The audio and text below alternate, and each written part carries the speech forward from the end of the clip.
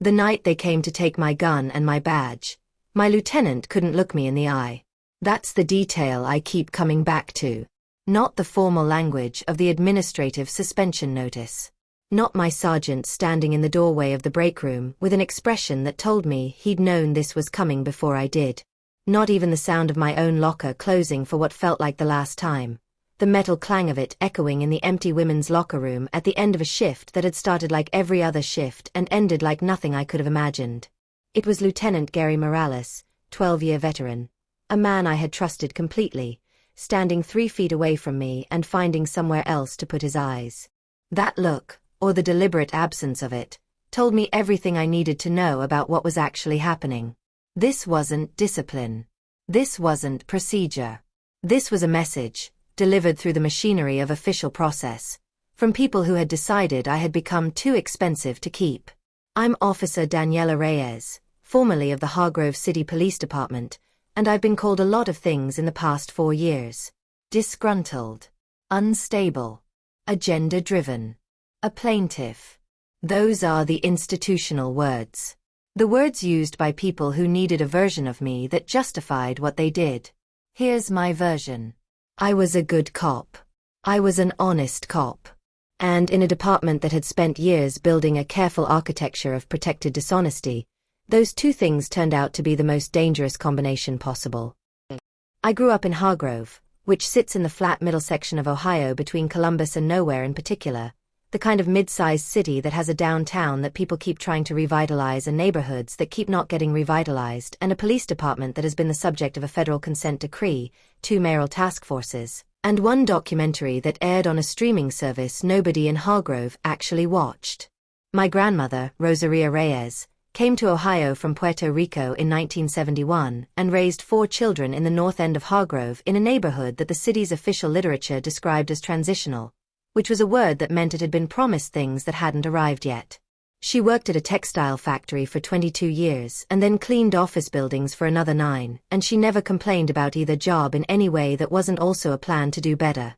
She was the gravitational center of our family, the person everyone oriented toward, and her particular form of love was the kind that told you the truth whether you wanted it or not and trusted you to be large enough to hold it. My father, Eddie Reyes, drove a city bus for 31 years. My mother, Carmen, managed the front office of a pediatric dental clinic. We were not poor in the way that erases possibility, but we were not comfortable in the way that makes possibility feel automatic. Things were earned. Vacations were camping trips to state parks.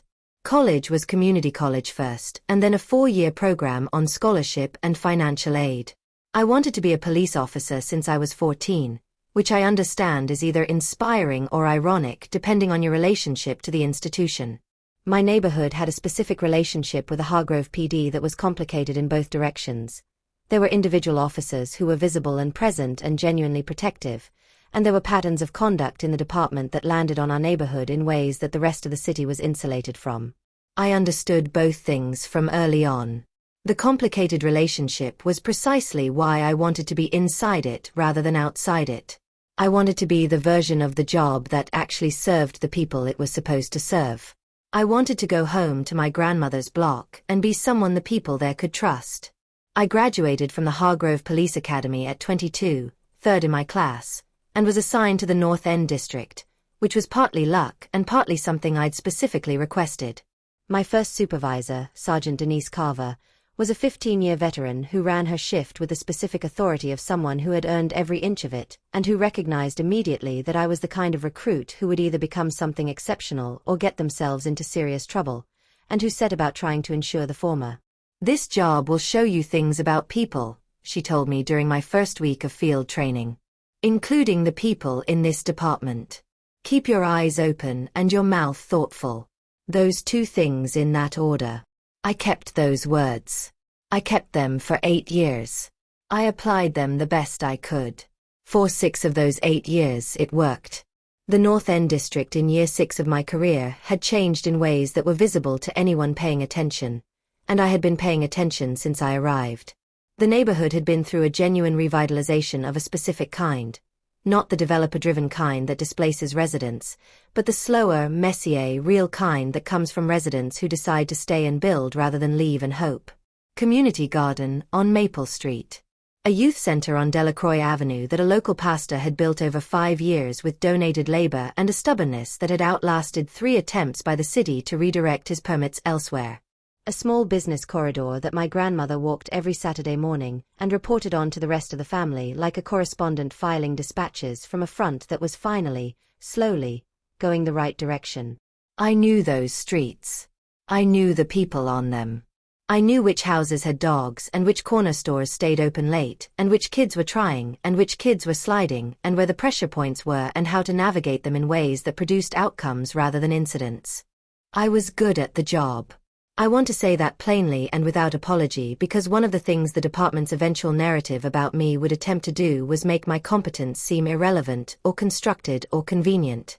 My performance reviews for 6 years were excellent. My community feedback numbers were consistently the highest in the district. My supervisor, by the time of the events I'm about to describe, was Sergeant Marcus Webb. No relation to any Marcus Webb in any other story, just a coincidence of good names, who told me at my Year 6 review that I was the best patrol officer in the district and was putting together a case for recommending me for the detective track. I was, in other words, exactly where I had set out to be. Then I watched something I wasn't supposed to watch, and I reported something I wasn't supposed to report, and everything I had built over 6 years became the thing that was used against me. It started on a Tuesday night in October, during a routine patrol shift that became something else about 40 minutes before the end of it. I was running my last pass through the North End before heading in, following a route I'd run hundreds of times. The block of Clement Street between 4th and 5th Avenues had a particular quality at that hour. A few residents on porches in the lingering warmth of October, the corner store still lit, a general quiet that wasn't empty but was settled. I knew it well enough to notice when it wasn't right. What I noticed was a vehicle I didn't recognize, a dark blue Dodge Ram with city plates, which meant either a city employee or a city vehicle, parked on Clement with its lights off. This registered as unusual. City vehicles at 11:15 on a Tuesday night, lights off, no visible activity. That was a pattern that didn't fit anything routine. I drove past. I parked on 5th. I walked back to the corner and watched from a position that gave me a sight line to the truck without being directly visible from it. What I saw over the next 8 minutes is something I have described in formal statements, in depositions, in a congressional subcommittee questionnaire, and in a courtroom. I've described it so many times in so many official formats that I sometimes have to remind myself that it happened to me, that I was actually standing on that corner with the October air on my face, watching it occur in real time rather than reading it from a document. 2 officers I recognized, Detective First Class Ray Callister and Officer Thomas Pruitt, were conducting what I can only describe as an extortion. The individual they were with was a man named Marcus Delgado, 26, who ran a small auto detailing business out of a lot on 4th Avenue and who I knew slightly from the neighborhood. Callister had documents. I could see them from my position, that he was presenting to Delgado with the specific quality of a threat. Pruitt was positioned between Delgado and the only available exit from the immediate space. I knew both of them. Callister had 16 years in. He was well connected in the department, well regarded by the command staff, and had the specific social authority in the district that comes from being the person who has been there longest and has relationships with everyone who matters. Pruitt was 34, 6 years in, and had aligned himself with Callister in a way that had made his career progress faster than his performance reviews alone would have justified. I also knew that what I was watching was not something I could explain away. I did not intervene immediately, which is a decision I've been asked about many times and which I stand behind. Intervening in that moment, alone, without documentation, against 2 officers who had 16 years of institutional capital between them, would have produced a scene and no record. What I needed was documentation. I used my personal cell phone to record what I was seeing. 2 minutes and 40 seconds of footage before they moved. Not perfect. Enough. I drove back to the station at the end of my shift. I wrote my incident notes in my personal notebook. Sergeant Carver's advice, 8 years earlier, had never left me, with the date, time, specific observations, and the timestamp from my phone recording. I did not report it to my sergeant that night. I went home and sat at my kitchen table and thought about what I was holding and what it meant to report it and what it meant not to. I called my grandmother. Not to tell her what I'd seen. I wasn't ready to put it into words yet. Just to hear her voice. She told me about her Saturday walk on the business corridor, the new bakery that had opened on the corner, the owner's daughter who had just started college. The ordinary resilience of the neighborhood I had come to work in. When I got off the phone, I knew what I was going to do. I had always known. I just needed a minute to find it. I reported it through the department's Internal Affairs Division, filing a formal complaint with written documentation and the phone recording transferred to a secure drive. The IA lieutenant who received my report was a man named Lieutenant Frank DeLuca, who had been running internal affairs for 7 years and who received my documentation with the professional neutrality of someone who has processed many complaints and reveals nothing in the initial intake about what he intends to do with them. He told me the complaint would be logged and investigated. He told me the process would take time. He told me to maintain confidentiality. I maintained confidentiality. What I did not know at the time, and what I would not know for another 8 months, was that Frank DeLuca and Ray Callister had been close friends since the police academy. They had graduated the same year. Their families had been to each other's houses for Thanksgiving. I filed the complaint on a Thursday. By Monday of the following week, the specific quality of my environment at work had changed in ways that were subtle and unmistakable simultaneously. The break room conversations that paused when I entered. The shift assignments that moved me away from my regular patrol area without explanation. The colleagues who had been reliably friendly for years finding reasons not to make eye contact. Sergeant Webb noticed. He came to me privately after 2 weeks and said, carefully, that he was aware something was happening and wanted me to know he was available to talk. I told him what I'd reported. His expression moved through several things quickly, settling on a concern that was genuine and weighted. You need to be careful, he said. I filed an accurate report of something I witnessed, I said. I know, he said. That's what I mean. This was the moment I fully understood what I was inside. Not a system that would process my complaint and produce accountability. A system that had registered my complaint as a threat to itself and was already responding to the threat. The investigation into Callister was not the institution's primary concern. My complaint was. The administrative suspension came 6 weeks after I filed.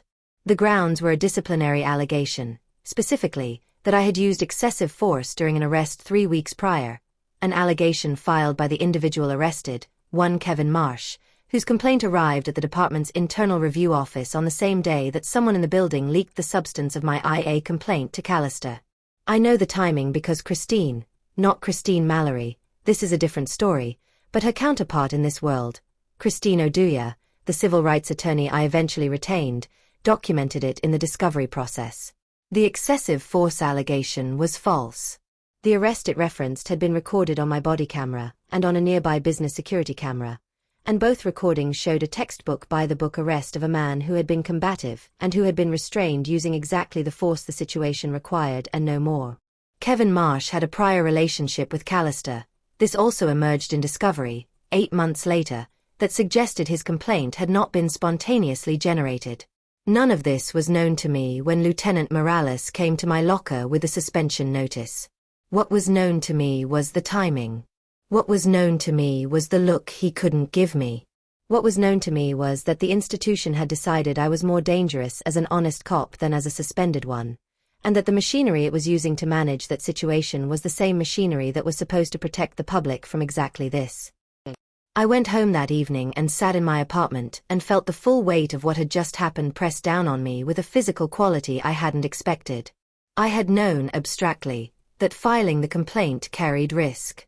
Abstract knowledge and the actual experience of the risk materializing are different things in a way that cannot be prepared for entirely.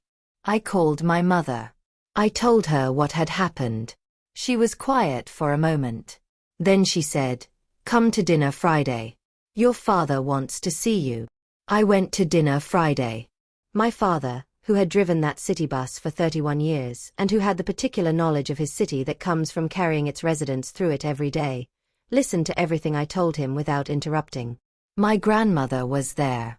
She sat across from me and watched my face while I talked. When I finished, she said, "You did the right thing." "I know," I said. "It doesn't feel like that right now." "The right thing and the easy thing have never been the same thing," she said.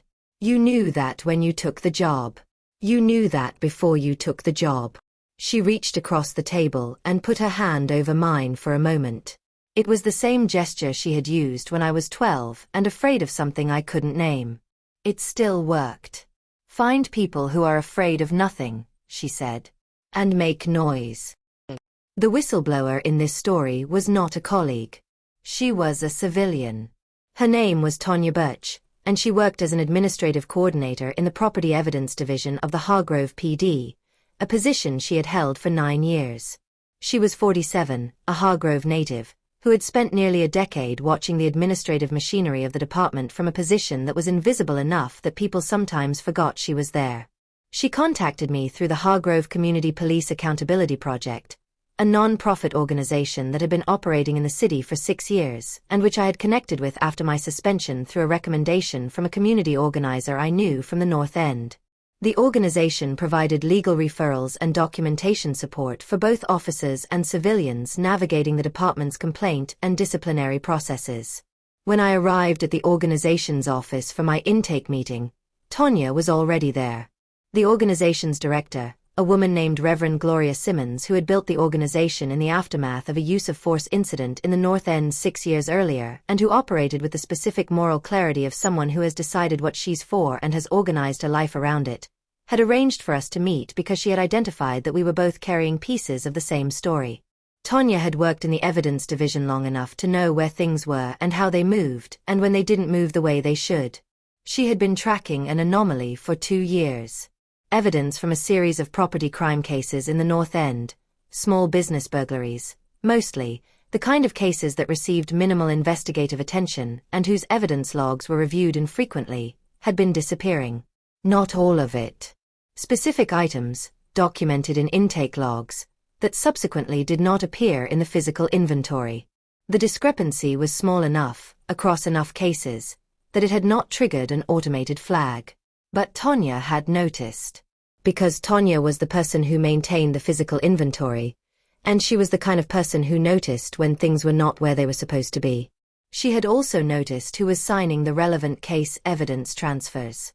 The same name appeared on the anomalous transfers at a rate that could not be explained by random distribution. The name was Detective First Class Ray Callister. "I've been trying to figure out who to tell for 2 years, she said, across a conference table in Reverend Simmons' office. Everyone I thought about telling, I'd then find out they were connected to him somehow. It's like the whole building is his." "Not the whole building," I said. "No," she agreed. "Not the whole building. But enough of it."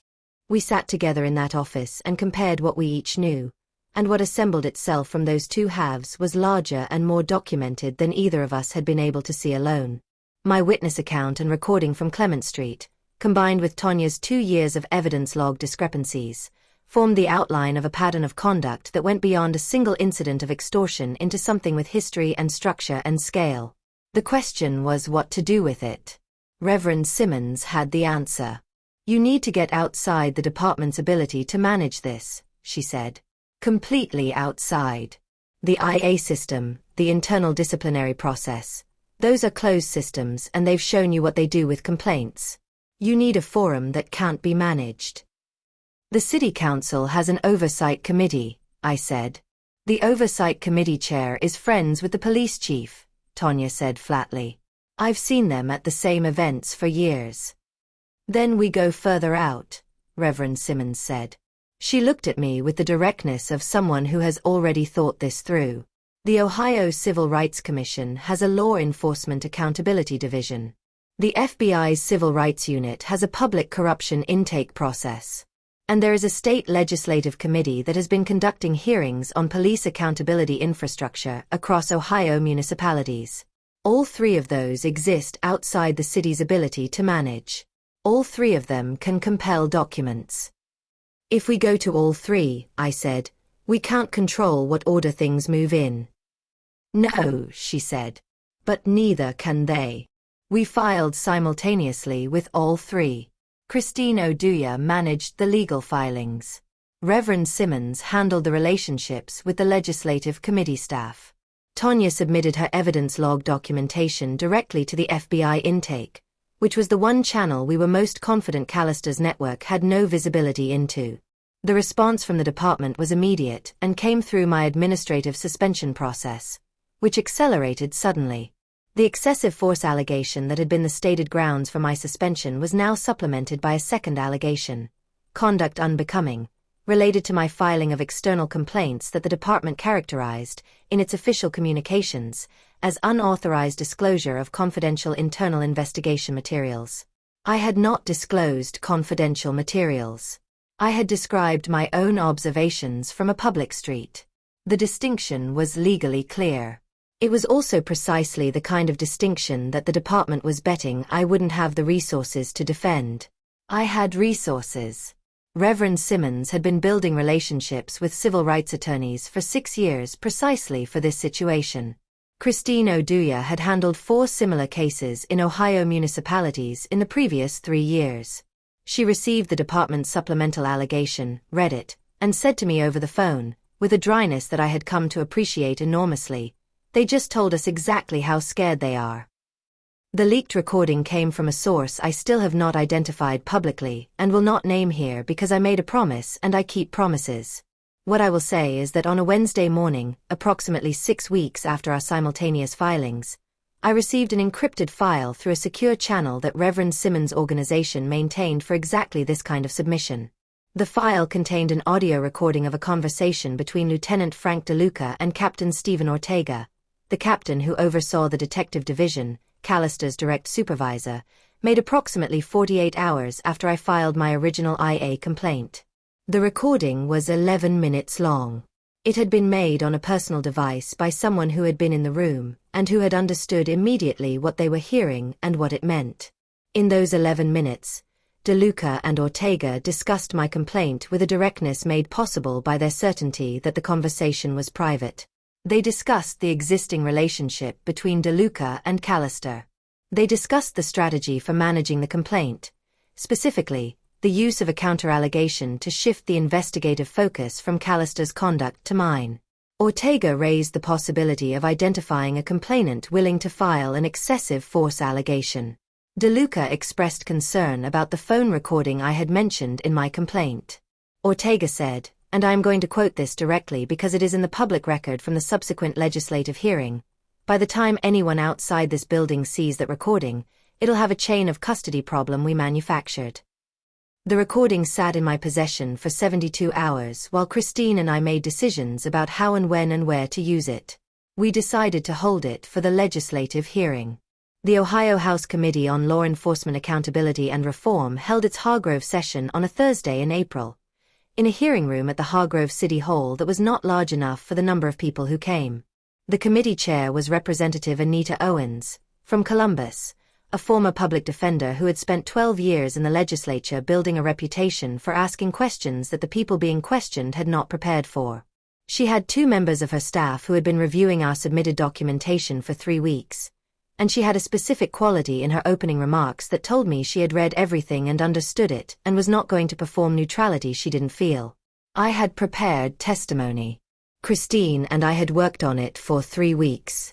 Tonya had prepared a separate statement presenting the evidence log documentation with the methodical precision of someone who had been maintaining records for 9 years and knew exactly what the anomalies meant. The room was full.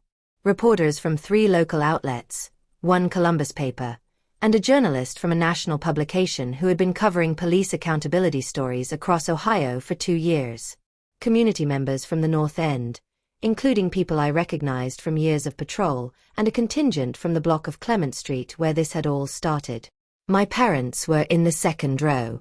My grandmother was beside them, dressed as though she had somewhere important to be, which she did. Reverend Simmons was in the back of the room, standing against the wall with her arms folded and an expression of complete attention. The department's representation at the hearing consisted of Chief Robert Harlan, who had been police chief for 4 years and whose relationship to the events under examination was a question the committee was about to address, and the department's city attorney, a man named Douglas Kent, who had an excellent institutional poker face that he maintained through the first hour of the hearing and lost sometime during the second. Chief Harlan's opening statement characterized the events as an isolated misconduct situation being handled through proper departmental channels, an ongoing internal investigation that the committee's interference risked compromising, and a personnel matter involving a suspended officer whose external complaints represented a misuse of outside processes to circumvent internal accountability mechanisms.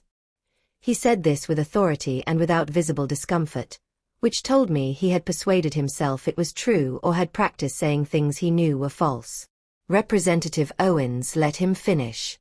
Then she asked her first question. Chief Harlan, can you tell the committee who conducted the department's internal affairs investigation into the original complaint filed by Officer Reyes? He named DeLuca. And can you describe for the committee the nature of the personal relationship between Lieutenant DeLuca and Detective First Class Callister, the subject of that complaint? A pause. Careful language about professional relationships and the importance of experienced investigators.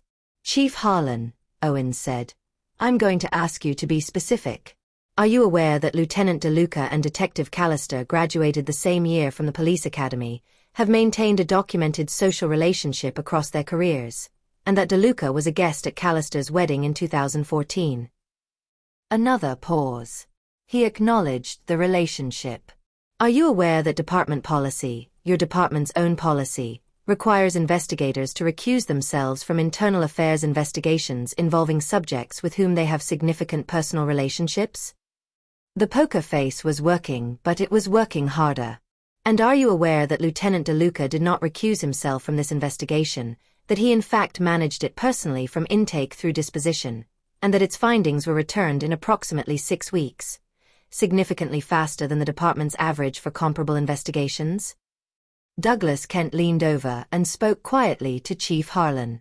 Harlan's response was careful and insufficient, and Representative Owens noted this in the record with the specific efficiency of someone who had expected exactly that response and had prepared for it. I testified for 38 minutes. I described what I had seen on Clement Street. I described my phone recording. I described the filing of my IA complaint and the subsequent timeline of events. The shift changes, the social atmosphere, the administrative suspension, and its timing relative to the evidence that my complaint had been disclosed to Callister. I described Tonya's evidence log documentation, which she would present separately, and how it connected to the pattern of conduct I had observed. I was asked twice by one committee member, a representative from a rural district who had made his skepticism of the proceedings apparent from the beginning, whether I understood that filing external complaints against fellow officers had consequences for unit cohesion and officer trust. I told him that I understood unit cohesion to be valuable and officer trust to be essential, and that both were undermined more severely by officers who committed crimes than by officers who reported them. He moved on. Tonya presented her evidence log documentation with the methodical precision of someone who had been maintaining records for 9 years and had prepared this presentation with care. She walked the committee through 2 years of anomalies, specific case numbers, specific items, specific transfer signatures, in a manner that was so carefully sourced and so completely documented that Douglas Kent stopped taking notes about 20 minutes in and just sat with his hands on the table. Then Christine stood and said that she had an additional piece of evidence to submit to the committee record, and asked for the committee's permission to present it. Representative Owens granted permission. Christine submitted the 11-minute recording. She played it in the hearing room. Through speakers, with the ambient quality of a conference room recording, the ventilation hum, the slight echo, and the completely clear voices of Lieutenant Frank DeLuca and Captain Stephen Ortega discussing how to manufacture a chain of custody problem for my phone recording. The room was very quiet. I watched Chief Harlan's face during the playback. I watched it go through several things very quickly before settling into a stillness that was the face of someone calculating damage rather than experiencing shock, which told me he had known something, if not the specifics. Douglas Kent was writing again. Quickly. When the recording ended, Representative Owens looked at the department's table for a long moment without speaking. Then she said, Chief Harlan, I'm going to give you an opportunity to respond to what the committee has just heard. His attorney whispered in his ear. The department will cooperate fully with any investigation the committee deems appropriate, Chief Harlan said. We take these allegations extremely seriously. These allegations. The 11-minute recording of his lieutenant and captain describing how to obstruct a complaint, and he called them allegations. Chief Harlan, Representative Owens said, with the calm of someone who has prepared for this moment specifically, they are not allegations. They are recorded statements in the voices of your officers. The committee thanks you for your commitment to cooperation and will be in contact with the department regarding the scope and timeline of the state-level investigation this hearing is initiating. She looked at her notes briefly. Then she looked up at the room. The committee will recess for 15 minutes. The public confrontation did not happen in the hearing room. It happened in the parking lot outside Hargrove City Hall, 40 minutes after the recess, as I was walking to my mother's car with my grandmother on one side and Christine on the other. Ray Callister was there. He had not been inside the hearing. Witnesses not called to testify could attend as members of the public, but his attorney had apparently advised against his presence in the room. He was standing near a truck, in civilian clothes, and he looked like a man who has just watched something he built over 16 years begin to collapse from the outside and cannot fully process that it is real. He called my name. I stopped. Christine stepped slightly forward. My grandmother, 78 years old, stood her ground beside me with the specific stillness of someone who is not afraid of this moment. You think you've done something, he said. His voice was controlled. Barely. I reported what I saw, I said. That's what I was trained to do. You've destroyed careers. People's families. I watched you extort a man on Clement Street, I said. I watched you use your badge to threaten someone in my neighborhood. Someone I knew. The families that get destroyed from what happens today, that started on Clement Street. Not in that hearing room. He moved forward half a step. 2 officers from the department's community liaison unit, who had been assigned to the hearing for crowd management and who had clearly been watching this exchange, moved toward us with the specific alert quality of people who have just identified a situation. You should be careful, Callister said. Of what? I said. You don't have a badge anymore. You don't have a lieutenant who's your friend running investigations. You have lawyers and a recording that the state of Ohio now has a certified copy of. I looked at him steadily. I've been careful for 6 years. I reported something when I should have. That's all I did. Everything that came after that was your choices and the choices of the people who tried to protect you. His attorney appeared from somewhere and took his arm. Callister looked at me for another moment, the look of a man recalibrating in real time what the world is and what his place in it has become. Then he was gone. My grandmother took my hand. That's how that goes, she said, which was the kind of sentence that sounds simple and contains everything. The aftermath was long and imperfect and ongoing, which is the honest way to describe what happens when an institution is forced to look at itself by outside pressure rather than choosing to do so from conviction. Detective First Class Ray Callister was charged by the Hargrove County Prosecutor's Office on 4 counts including extortion, evidence tampering, and abuse of official authority. His trial took 11 months. He was convicted on 3 of the 4 counts and sentenced to 3 years, with the sentencing judge noting in her statement that the documented pattern of conduct enabled by the department's failure of oversight was an aggravating factor rather than a mitigating one. Lieutenant Frank DeLuca resigned from the department 3 weeks after the hearing, before the state investigation's findings were formally published. His resignation was accepted without a disciplinary proceeding, which Christine Oduya described as an institutional self-protection mechanism, getting DeLuca out quietly rather than making the full scope of his involvement part of the public record. She and Reverend Simmons both pushed back on this through letters to the City Council and the State Investigations Lead Office. Captain Stephen Ortega was placed on administrative leave pending the investigation and subsequently resigned. He later cooperated with the county prosecutor in exchange for reduced charges on 1 count of official misconduct. Chief Harlan survived. Initially, he issued a public statement committing to reform, commissioned an external review, and hired a new IA commander from outside the department.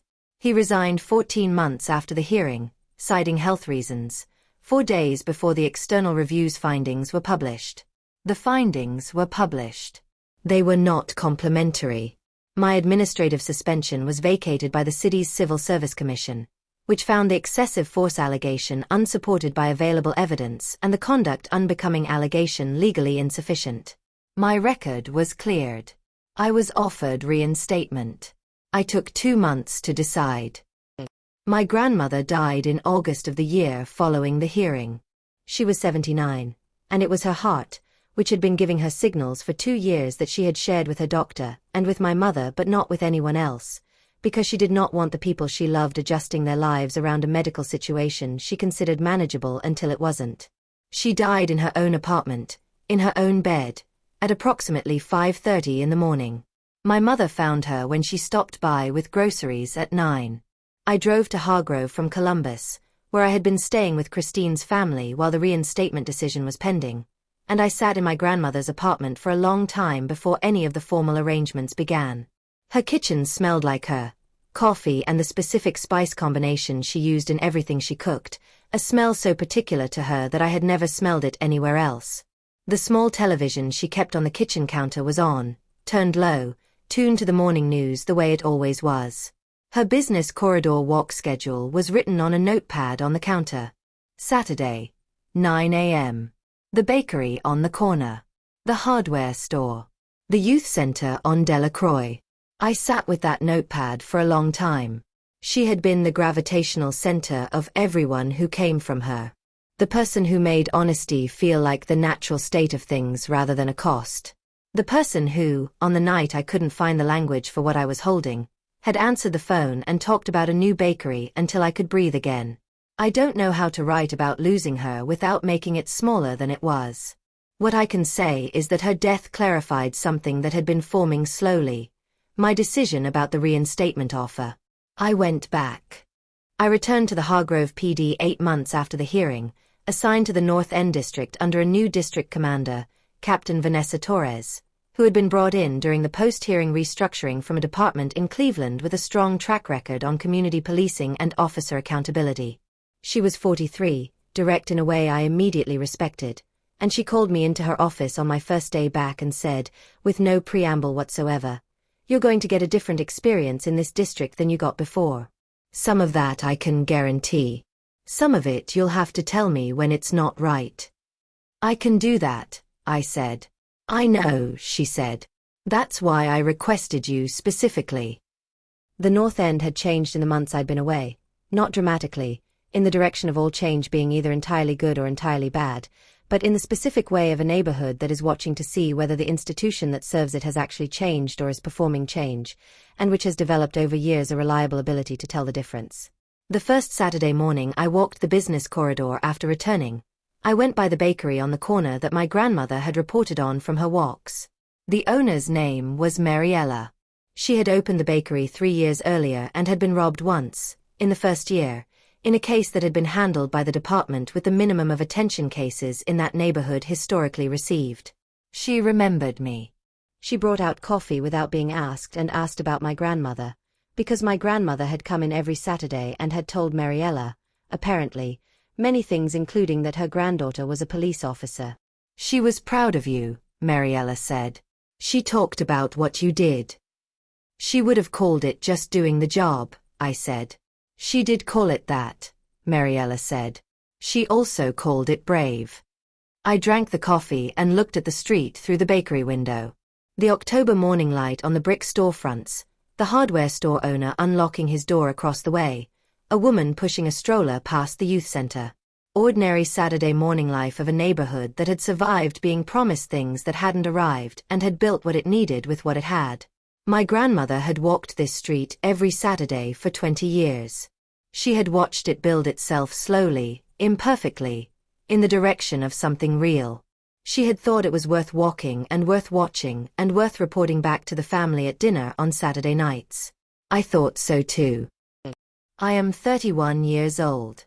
I am a detective with the Hargrove PD, assigned to the department's newly restructured Community Accountability Unit, which Captain Torres built from scratch over 18 months, and which operates with an oversight structure that includes both internal review and a civilian advisory board with actual authority rather than advisory in name-only authority. The work is not clean. Reform inside an institution that has been shaped by decades of practices doesn't move in a straight line. There are days that confirm the reasons I came back and days that test them and days that are simply days. The ordinary work of showing up and doing the job with the integrity you can sustain. I work with Tanya Birch, who left the Property Evidence Division for a position in the department's new Integrity Monitoring Unit, a structure that did not exist before the hearing and which exists now because Tanya spent 2 years maintaining evidence logs carefully enough to notice when something was wrong. We have lunch on Wednesdays. She is methodical and honest and notices things. In any institution, people who notice things are the most important infrastructure available. I work with Reverend Simmons, whose organization now has a formal liaison relationship with the department. A relationship that does not mean they stopped being watchdogs, because Reverend Simmons made clear in the founding document of the liaison structure that watchdogs who become partners stop being watchdogs, and that the community's trust in the organization depends on its independence. The department's leadership accepted this condition. I consider that acceptance a more meaningful signal than any public statement they've issued. Sergeant Webb, who told me to be careful on the day I first told him what I'd filed, is still in the North End district. He runs a field training program for new recruits that is the best in the department. His approach to the training is shaped by something he told the new recruits in a session I observed last year. "You're going to see things in this job," he said.